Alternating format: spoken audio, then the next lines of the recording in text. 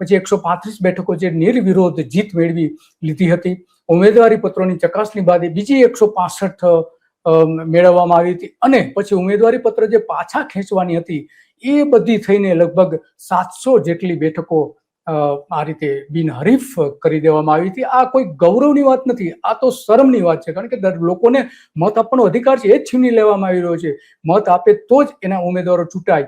આપણે જોઈ શકીએ છીએ કે દરેક તસવીરો એવી છે કે જે ભાજપમાં વિરોધ અને વિરોધ ચારે બાજુ દેખાઈ રહ્યો છે અને લોકોએ ત્યાં એના માટે દોડી જવું પડ્યું હતું, કારણ કે મ્યુનિસિપલ કોર્પોરેશનમાં 20, નગરપાલિકામાં 178, જિલ્લા પંચાયતમાં 12 અને તાલુકા પંચાયત 90 ઉમેદવારો ચૂંટાયેલા અગાઉથી જ જાહેર કરી દેવામાં આવ્યા હતા.